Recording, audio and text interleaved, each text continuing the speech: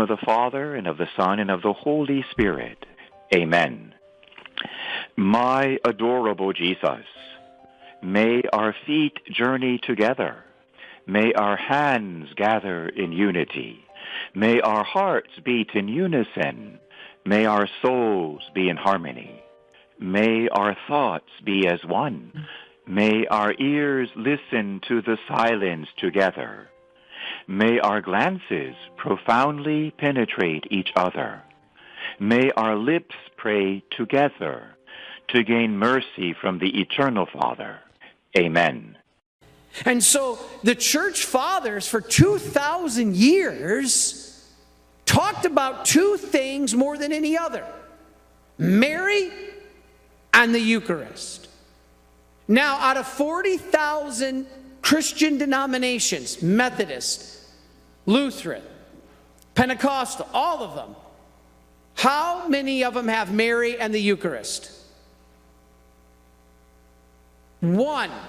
Catholics. That's it. For 1,500 years until the Protestant Reformation, what the church fathers wrote about, the entire early Christians, more than anything else, Mary and the Eucharist. What two things are only Catholic? Mary and the Eucharist. That is why I am a Marian father, because the only thing we Marians focus on is Mary and the Eucharist. Divine mercy through the Eucharist. This is why I'm a Marian. And so every Mass is a miracle. Every time that priest elevates that piece of bread and it becomes the body and blood of Christ, you have a miracle. But sometimes God allows more to be seen to the human eye. And sometimes it's even given to saints, like this one, Saint Faustina. Saint Faustina refers to the Eucharist throughout her diary. She wrote 16 different prayers about the Eucharist. In Diary 1037, she says, the Eucharist gives me all my bodily and spiritual strength. Do you know, do we have any Portuguese people here with us? I met a couple last night. There is a special, oh, do we? Yes. You guys were there last night, right? Yeah. There's a special saint, Alexandrina. You ever heard of her? She fell out of a window trying to avoid being raped, and she jumped out of a window and she was paralyzed. They have documentation that she lived only on the Eucharist for 30 years. You can't do that if it's just a piece of one little disc of bread. 30 years, and they have it documented because she was bedridden, and they know what they gave her. They have it documented. They know what they gave her to eat. She couldn't walk. She couldn't go out and get her own Jollibees, which I had in the Philippines. That's where I was experienced Jollibees the first time. It was in the Philippines. And so this is what the Eucharist is. In fact, St. Faustina, my favorite passage in the diary 1804, one of them, St. Faustina says, if the angels were capable of envy, they would only envy man for two things. One, that we can suffer. Wow, that doesn't sound like something you would want to envy, does it? The reason why? Because Christ suffered, and when we suffer, we imitate Christ. So they would envy. The angels don't suffer. Why? They're only spirit. We are body and spirit. And second, what is the second reason that St. Faustina said if the angels were capable of envy, they would envy us? Because we can receive Holy Communion. Isn't that amazing? That's amazing. Now, let's get started. One of the earliest recorded Eucharistic miracles ever was in Egypt with the Desert Fathers. They were the first monks. Anybody of you here ever hear about this miracle? Raise your hand. Okay, nobody. Wow. Now, one of the monks had doubts about the real presence of Jesus in the Eucharist.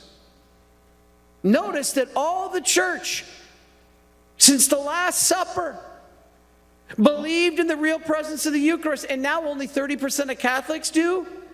We're going in the wrong direction. And so one of them had doubts. Now, two of his fellow monks fully believed, and they prayed for their third friend monk that his faith would be strengthened. And so they all attended Mass. Now, when the bread was placed on the altar, all three priests saw a small child appear. You know what's interesting? St. Faustina explains the exact same thing. That a little child all the time would appear on that altar during Mass. Faustina saw it all the time. These three monks saw it. Now, the priest who did not believe, when he reached out his hand to break the bread, an angel came down from heaven with a sword. Now, when that priest cut the bread into small pieces, guess what that angel did? Now, here's an angel coming down from heaven. You got this little child. We're assuming right now it's Christ's child, right? Here comes this angel with a sword. What do you think that angel did with the sword? He slew the red dragon, right? Like Revelation. He slew Satan, right? No. He cut the child into pieces with that sword. The two monks were like, whoa. And the monk who didn't believe watched as the angel poured the child's blood into a chalice. This is all documented. All of this. And when they received, the skeptical priest was the only one, they received something that looked like bread. The other two that believed, but this priest who didn't believe, literally received a piece of bloody flesh from the cut child with the sword. He looked at the bloody flesh and saw the other two priests had bread, or what looked like bread, and then he watched his bread turn into this bloody flesh. And he screamed out, Lord, I now believe that this bread is your flesh and this chalice is your blood. Forgive me. Have mercy on me. Immediately, the flesh turned back into bread. Now, was it just bread? No, it looks like bread. It tastes like bread, but what is it? It's the body and blood of Christ. Now he believed. And he took it, gave thanks to God, and consumed it. And the other two priests said, God knows human nature, and that man cannot eat raw flesh. And that is why he has changed his body into bread and his blood into wine for those who receive it in faith. He was receiving the true presence. Amazing. Now, the Real Presence Association in Rome is translating reports from 120 Vatican-approved miracles. Now, faith, as I said, should not be based on miracles. But sometimes, miracles alone, we shouldn't base our faith. But sometimes God allows these miracles to strengthen our faith. What you're about to hear tonight, if you don't come out of here with a complete, full belief that Jesus is present in this Eucharist, I'll have Father buy you a steak dinner. Because I'm so sure of that. Now, one of my favorite Eucharistic miracles, I'm going to tell you a couple short ones before I get into the big one, took place in France. in Avignon. Ironically, the same place as the real Pope when there was a discrepancy of the papacy. This is in 1433, and there was a small church that the Franciscans ran that was doing adoration when some great floods came. And the whole church was flooded, and the whole town was flooded, and two friars, two Franciscans, rowed a boat to the church. They couldn't even walk. They were certain that the church was submerged and was destroyed. But when they got there, the water, although the water was all around the church 4 feet high, and the water went into the church, guess what happened? And this is an actual drawing of it. Now, if you see the two sides, it kind of looks like two snowbanks. That's the water. The water parted, and this is an actual drawing from the monks or the friars. That is the actual parting of the water. The water was 4 foot high. And they walked right up the middle, and right in the middle there, guess what that is? That's an altar, and the Eucharist is on the altar, untouched. So although the water in the church was 4 feet high, a pathway from the doorway to the altar was perfectly dry, and the sacred host was untouched. Amazing. This is documented. But let's get to the main one I want to talk about tonight. How many of you here have heard about the Eucharistic miracle in Buenos Aires in 1996? Have you heard this story? Unbelievable. Unbelievable. I'm going to show you some new things I just discovered recently about this. So if you saw my talk online, there's going to be some new things. All right, now, a true Eucharistic miracle, I said, happens at every Mass when the priest utters the words of consecration, but sometimes God makes it more visible. Like with Archbishop Bergoglio. Who's Archbishop Bergoglio? Pope Francis. In 1996, he was in Buenos Aires.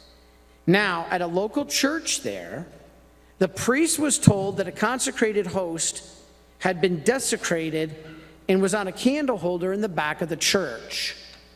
Now, this is sad, because if the priest could not consume it, that means it was desecrated in a pretty vile way. Like maybe excrement was put on it or something. I mean, just horrible. He could not consume it. When a host falls to the floor, I consume it. If there's any kind of abuse, like we have found hosts inside the music hymnals in the parish, in the pews.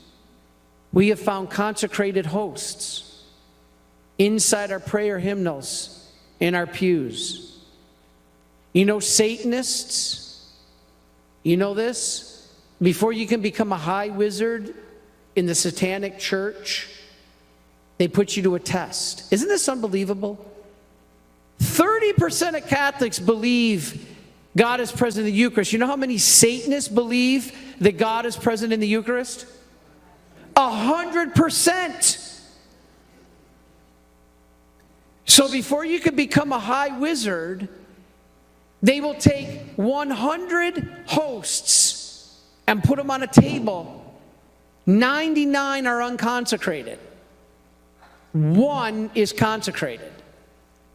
And before you can become a high wizard, you got to pray for the power of evil. And that power of evil will enter you, and they will be able to identify immediately which one of those hosts is consecrated. Because the devil knows God is real. Now, how do you think they got that consecrated host? How do they get it? They steal it. I ask all of you, please be vigilant if you are at the Mass. And sometimes the priests are so focused on distributing, they don't even see when they hand it to somebody in the hand. This is why I'm in favor of communion on the tongue. But they put it in the hand and they're on to the next one, and these people walk away. They don't consume it.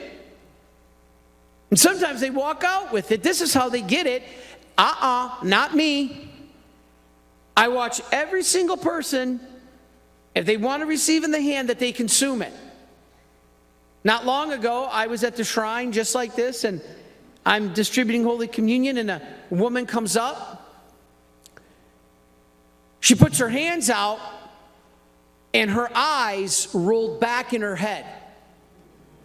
Her head snapped back, snapped forward, and her eyeballs went back. I was not going to give her Holy Communion. And then I thought, well, maybe she just has a medical condition. Trust me, she's got a medical condition. And I put the host in her hand, and I watch her walk away, and she puts the host in her pocket. And she starts heading to the back, out the side, like you guys have here at this design of your parish. And I go, ma'am, excuse me. She didn't look back. She kept walking. I said, ma'am, excuse me. I know she heard me because she started running. And boom, I was gone. Even with the people waiting to receive Holy Communion, I flew down that aisle. She ran out the door. I said, ma'am. She was ignoring me. And I said, ma'am. I says, please hand me the host. And she says, I'm going to eat it in the parking lot. I said, no.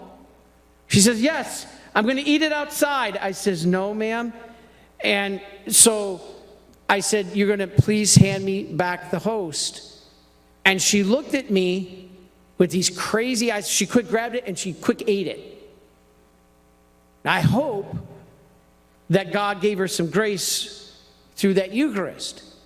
But I am convinced that that woman had evil influences and was going to take that host for evil purposes. So please, watch when you are at Mass. I'm not asking you to be a cop, but if you see somebody in front of you, if you're in line, and you see somebody take it and put it in their pocket and walk away, please tell an usher.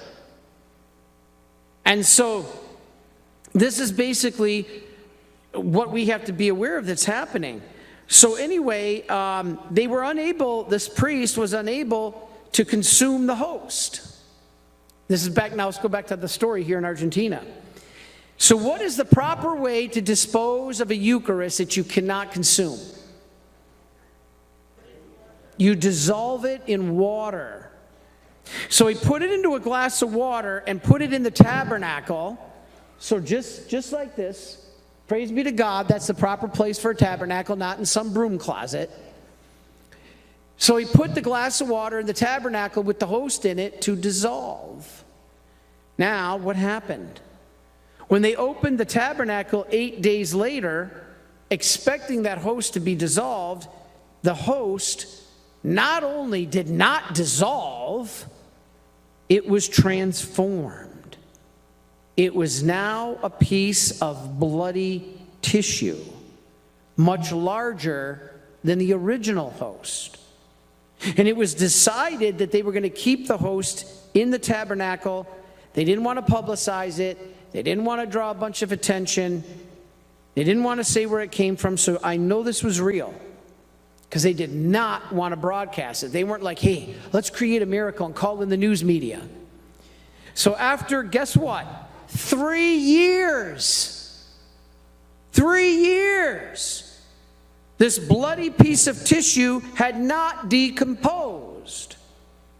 This is extraordinary and basically impossible to understand because there was no special attempt to preserve it. It was not put in some hermetically sealed container.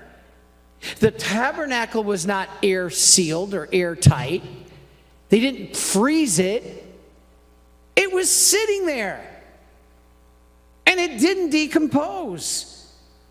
This is impossibly to explain for a piece of bread or a piece of flesh. So guess what happened? At that point, a friend of our Marian community, this man, Dr. Ricardo Castañón Gomez, got involved. Now, does anybody recognize where he's speaking from? That's the National Shrine of the Divine Mercy in Stockbridge, Massachusetts, where I live. I got this story firsthand from Dr. Castañón. What I'm about to share with you is one of the most amazing stories I've ever heard in my whole life. And he was the one. He took a sample because he is a PhD doctor. He's a neuroscientist and a cardiologist. And he took a sample of the bloody fragment because he heard what happened at this church, and he sent it to New York City. Now, since Gomez did not want the studies to be prejudiced, because if they heard it was from the Catholic Church, they would do something, probably not accept it or falsify the studies, whatever. So he did not want them to be prejudiced. So the scientific community, or the committee that would be examining this tissue in New York, he did not tell them the source. He did not tell them what it was. Now, did they know it was the Eucharist? No, because it didn't even look like bread anymore. You know what it looked like? A piece of human flesh. It was bloody. It was a piece of bloody meat. So he sent it to them without telling them the source. And the scientists, the one lab scientist analyzing it, looked at it and said, "Oh my, we have a murder. We have a murder." Why? Because all the properties of that flesh showed that it was under stress, and it was removed from a victim that had experienced severe trauma, and it was taken when the victim was alive. So a team of 5 scientists were assembled, including the famous cardiologist and forensic pathologist named Dr. Frederick Zugabe. He's the author of many books on forensic pathology. And I'm going to read you his words of testimony. These are not my words, these are his words. After studying this sample that was sent to them from Buenos Aires, he said, the material is a fragment of human heart muscle found in the wall of the left ventricle. This muscle is responsible for the contraction of the heart. The left cardiac ventricle pumps blood to all parts of the body. What's the church? Oh, come on. The body of Christ. What is Christ giving? His blood, his body. His body, his blood, he's giving it to his church. It makes sense. So they tested this. It was the left ventricle, or the left cardiac ventricle, that pumps blood to all parts of the body. This is what this piece of flesh was. It's the heart muscle. Then they discovered that this heart muscle was in an inflammatory condition, and it contains many white blood cells. Why is that important? No living tissue can have white blood cells survive more than 20 minutes outside of a living organism. If I was to come up to you tonight, or you come up to me, that's more likely, and cut me, and you pull out a piece of my heart, for 20 minutes it will show white blood cells. White blood cells indicate that it is alive. After about 15 minutes in the air, they die. This sample was 3 years old and had living white blood cells. This indicates that the heart was alive at the time the sample was taken. So now the scientists are baffled. We have a murder. He said, it's my contention that the heart was alive at the time the sample was taken because white blood cells die outside of a living organism. The white blood cells had also penetrated the tissue, which indicates that the heart had been under severe stress, as if the owner had been beaten severely about the chest. This is the words of Dr. Zugabe. He doesn't even know what he's talking about. Who do you know that had a heart under severe stress as if they were beaten severely about the chest? Jesus. Now, this totally eliminates the possibility of fraud that some critic might come up with, because it cannot be thought that the officials in the church had authorized the torture and death of a 30 to 35-year-old male, that's what they tested it, with AB blood type. I'm going to get to that in a minute. That's the same kind of blood on the Shroud of Turin. Opened his chest while he was still alive after torturing him, and removed the tissue from his beating heart. There's just no way that some little 80-year-old priest in Argentina did that. They're trying to figure out, New York City, where this came from. They asked, how did this piece of tissue make its way here?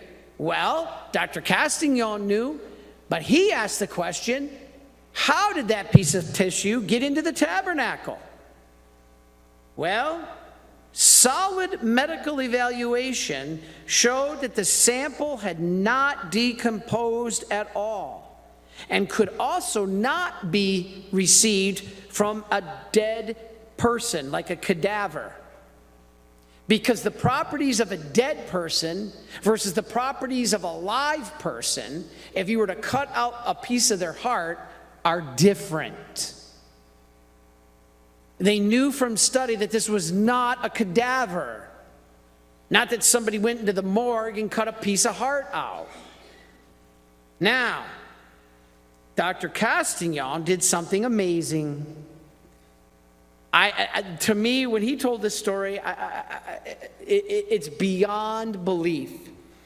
But Dr. Castagnon flew to New York City, and he got on the docket to be a speaker at some scientific symposium in New York City with a bunch of doctors and scientists, just like I'm speaking to you here tonight. And he got on the docket for 10 minutes. And so he gets up to speak, and guess what he does? He puts up a picture on a screen just like this of a piece of bread. Then he showed a Catholic priest, and then he showed the Eucharistic prayer from the Mass. And Dr. Castagnon, he's looking out at all these doctors and scientists, and he says, you give me a piece of bread,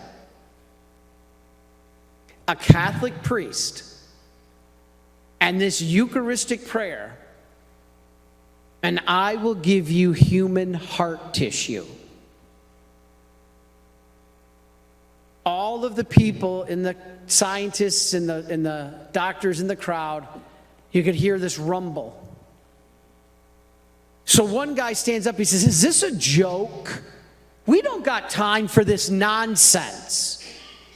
Dr. Castagnon said, stop, I got 10 minutes. I got 10 minutes. So they sat back down, and he goes back up and he says again, you give me a piece of bread, a Catholic priest, and this Eucharistic prayer, and I will give you human heart tissue. They all laughed. So then he blew their doors away. He had sent a piece of that tissue to 3 different independent labs in New York. And he pointed to the person the first person, and he said, Dr. Jacobs, I sent your lab, because he was the head of the lab, a piece of bread prayed over by a Catholic priest using this Eucharistic prayer, because Dr. Castagnon had evidence that where that sample came from. They had it all documented. And your lab told me it was human heart tissue. He said all of a sudden it was totally silent. Then he said, Dr. Williams, I sent your lab a piece of bread prayed over by a Catholic priest using this Eucharistic prayer, and your lab told me it was human heart tissue. I got your report right here. Silence. Then he got to the big dog, Dr. Zugaby. And he said, Dr. Zugaby, forensic pathologist, I sent your lab a piece of bread prayed over by a Catholic priest using this Eucharistic prayer, and you personally told me it is human heart tissue. I got all the reports documenting that this was a piece of bread.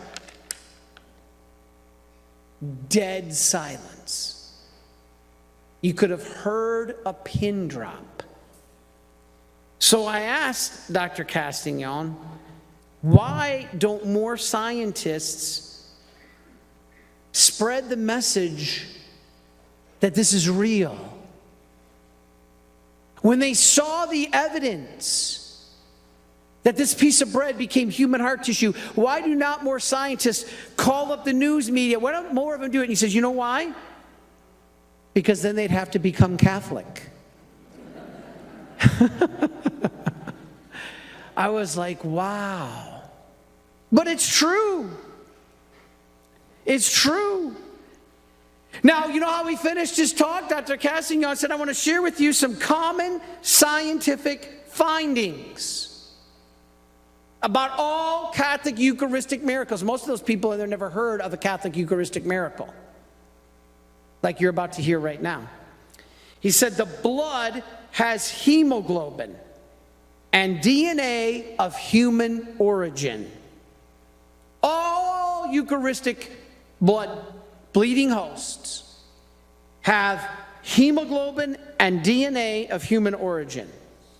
In every Eucharistic miracle ever tested that was approved, the substance originated, the blood, from the interior, excluding that it could have been placed from the exterior. In other words, let's suppose I want to say to Father Don Calloway, hey, Father Don, let's get some news media here. You cut your finger, put some blood on this host, and I'll scream miracle. Well, there's a difference.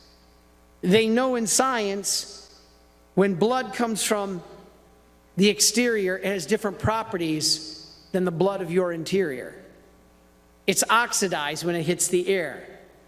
So the interior blood is what we have, excluding that it could ever have been put there from the exterior. Now, the blood type is always AB positive. Now, is AB positive the universal receiver or the universal donor? No! It's the universal receiver. And this makes perfect sense, and I'm going to explain it to you in a moment.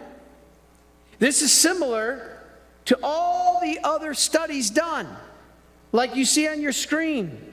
This is Lanciano, the medical report done by Dr. Linoli. I accidentally, on a talk, said cannoli, and I got the meanest letters.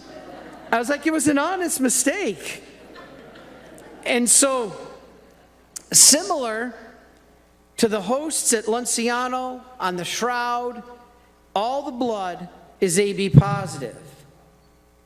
In every Eucharistic miracle, studies revealed that the tissue found, as I said, corresponds to the heart, the muscle of the heart, the myocardium.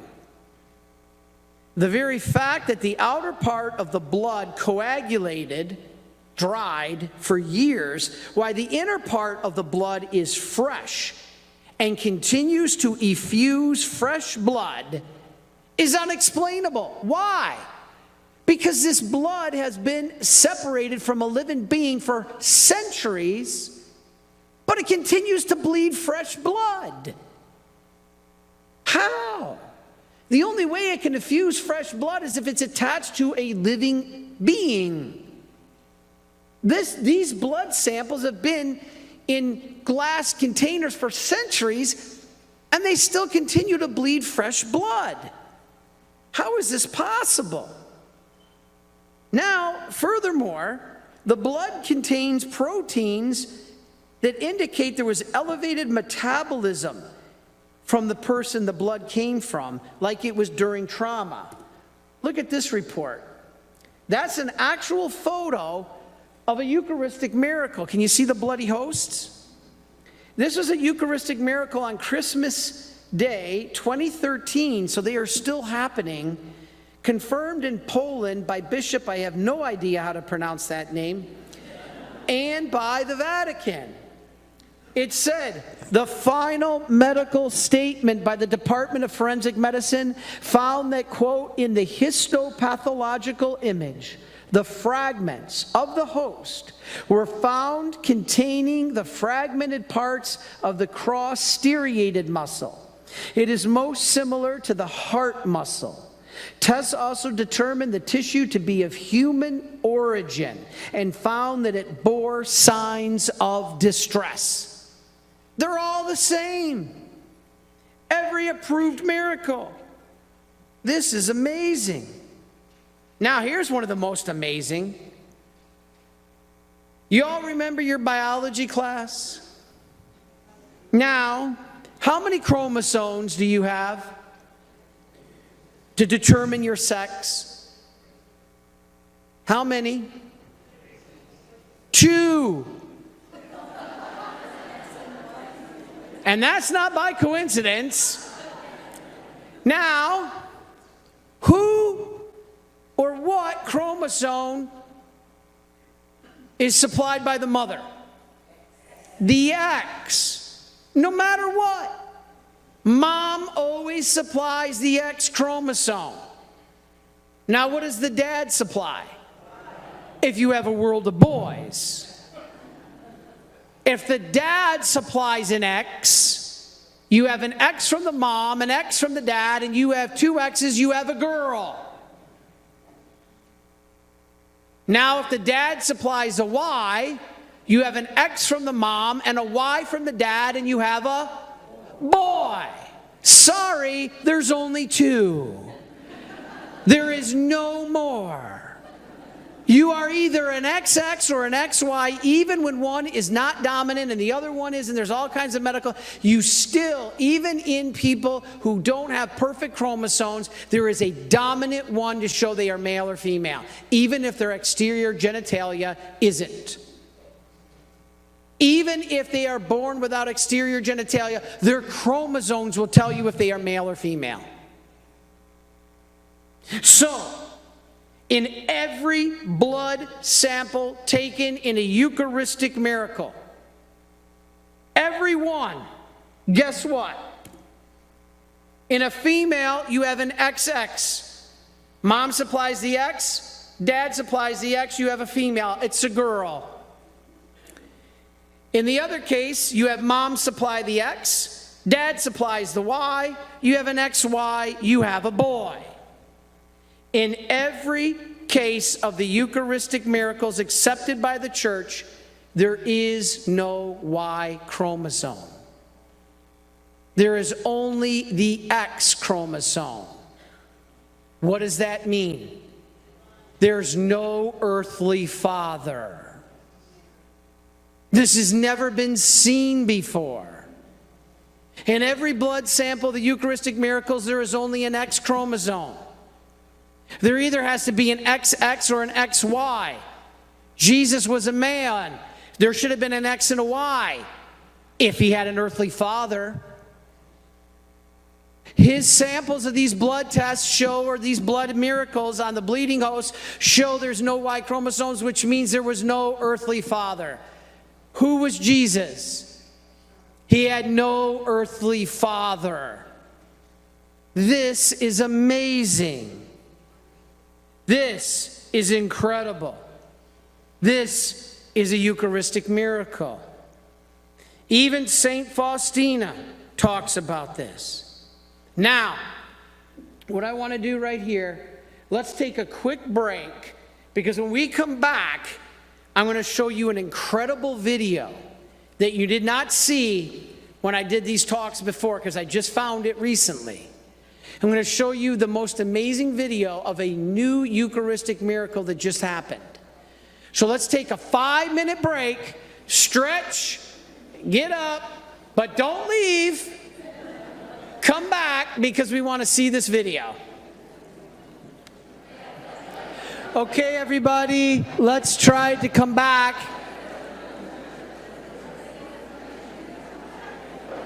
Let's try to come back, everybody. Now, I want to give one quick announcement before we show the video. I've been doing on First Saturdays on our Explaining the Faith series that you can find on YouTube, and I have been doing on our EWTN show. If you haven't seen our EWTN show, it's called Living Divine Mercy. On the East Coast of the United States, it's on 6:30 on Wednesdays and 9 a.m. coming up, brand new slot, which I'm not sure at what time it's broadcast here. It is 3:30 on Wednesdays? Okay, so you all have homework to watch 3:30 on Wednesdays on EWTN, Living Divine Mercy. We've got some amazing shows. It's only half an hour. And when you take out the ending commercials, it's not even that. And I've talked about Marian apparitions in the church. And on my Explaining the Faith talk, I've talked about Lourdes, La Salette, Fatima, Akita, Knock, Bahrain, all these. But I have never in my life seen or read of a greater apparition than Einsiedeln. If you have not heard of this apparition, because it was not just a Marian apparition, it was an apparition of the entire court of heaven. The entire court of heaven revealed itself in the greatest apparition in the history of the church. Now, in the terms of significance, yes, Fatima, Lourdes, La Salette are greater, but in the terms of just pure awe, there is nothing greater, in my opinion, than Einsiedeln.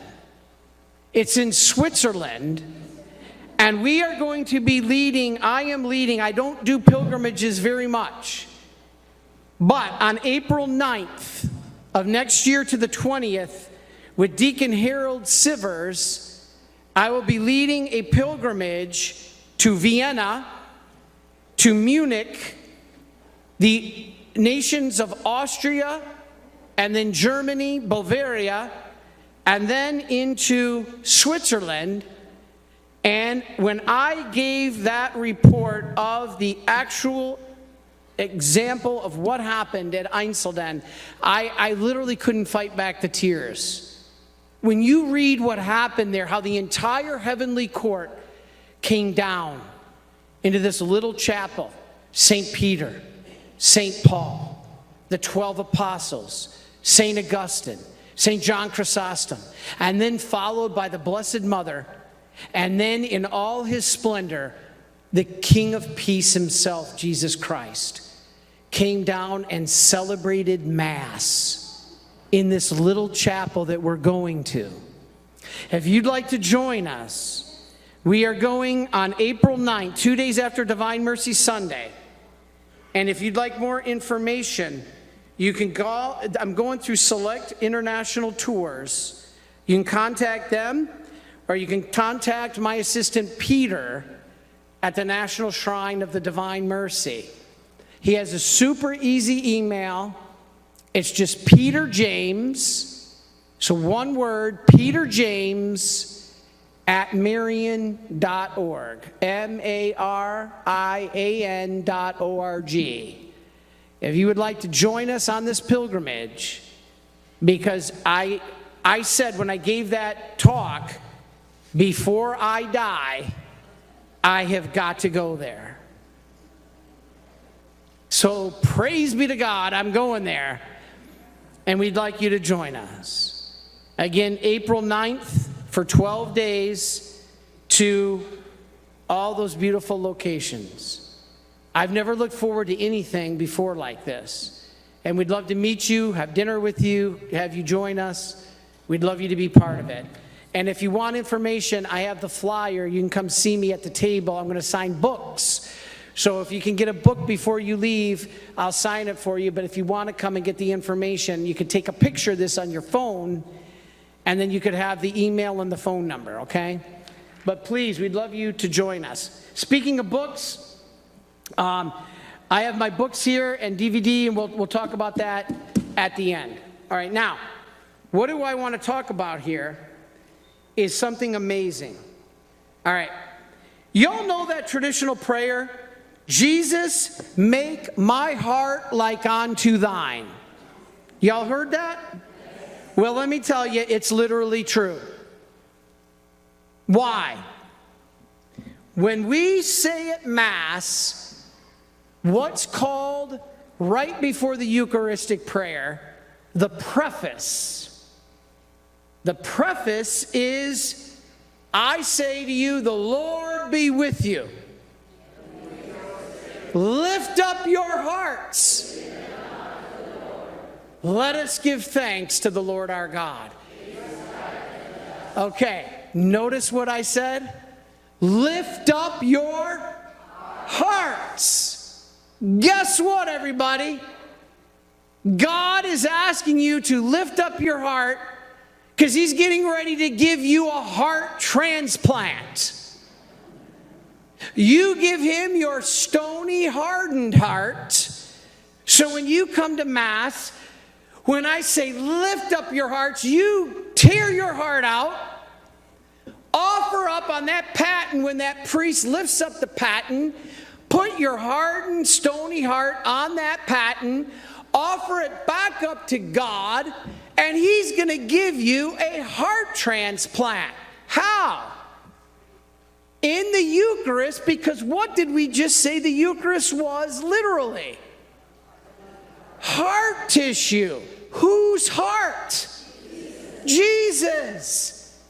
He's going to give you a heart transplant. If you let Him. No doctor will do a heart transplant without your permission. Jesus can give you a new heart. All you got to do is come to Mass to receive it. But do you want it? You say yes. Do you really want it? Okay. Then that means you got to soften that heart.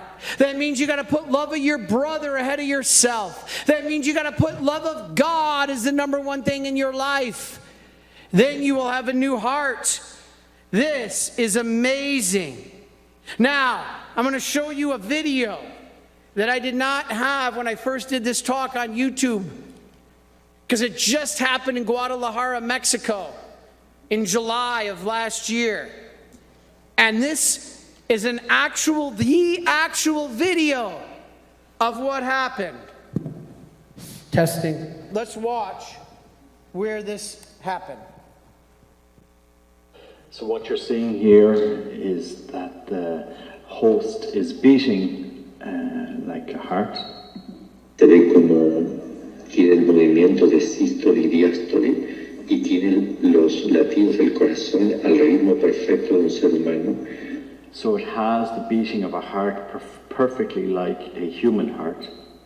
Eso lo analizó un médico, miró el movimiento de eso. So a doctor measured the movement of this heart, and he said it corresponds to the beating of a human heart.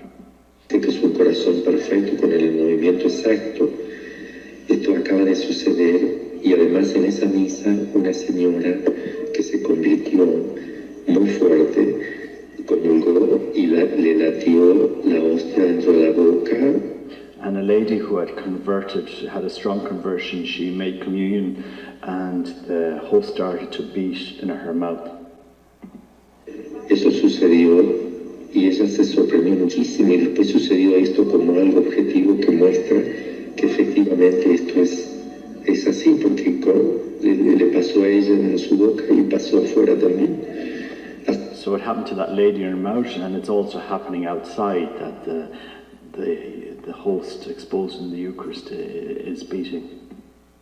The host in the Eucharist, in that monstrance, is beating. Can you see it? Did you see it pulsating? They had a cardiologist analyze the video, and he said definitively that every beat of that host in that monstrance beat with the perfect rhythm of a human heart. This is a Eucharistic miracle. This is unbelievable.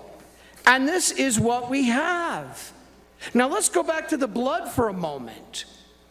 Remember I said, what was the blood type? AB positive. And is that the universal donor or receiver? Receiver. Why would it be the universal receiver rather than the universal donor? Why? Why would Jesus' blood be globally receptive instead of a universal donor? We all seem to think donor. No! Because when we receive the Eucharist, we commonly say, I received Jesus, right? I received Christ in Holy Communion. I received the precious blood. This means if you have the universal blood type, if you are the universal receiver, if you have AB positive blood, that means you can take in the blood type of any human being in the world and make it your own. Guess what Jesus does? He takes in every human being and makes them his own. This means that he takes us into him. This means that his body, if your body has AB blood, you can take the blood from any human being in this church. If you are the universal receiver, you can receive the blood of any human in this church, and it becomes part of you. Guess what Jesus does? The body of Christ receives each and every one of us into his own body. When we receive Holy Communion, we become part of him. When we take communion, it's less about Jesus becoming part of us. We always think when we receive Holy Communion, Jesus, you're now a part of me. No, you're now a part of him. This is amazing. It's less about Christ becoming part of us and more about us becoming part of him. And by extension, part of his body, which is the church. We are taken up into Holy Communion with him and one another. This is Lumen Gentium 7. St. Irenaeus said, our communicated flesh is not only nourished by Christ's body and blood, but it is also, in fact, a part of his body and blood. Christ as the universal receiver. That means his precious blood is capable of receiving your stained blood. No matter what blood type, the universal receiver can receive it. No matter what type of blood you got. Sinful, stained. Do you know that that is why the Jews sacrificed animals? They sacrificed animals because they believed sin was so part of the human that it was in your blood. They killed the animal because blood had to be spilled because of sin. So they would sacrifice the animal and drain the blood. That's because the blood drained out the sin. That's why they eat kosher meat. The blood is drained from the animal. So your blood, even if it is stain-filled, God says, now I don't want the sacrifice of animals, I want mercy. And the mercy is him taking your stained blood. Now instead of it having to be spilled on the ground and you dying for your sins, why did Jesus die on the cross? Because the penalty for sin is death. When you sin or I sin, we deserve to die.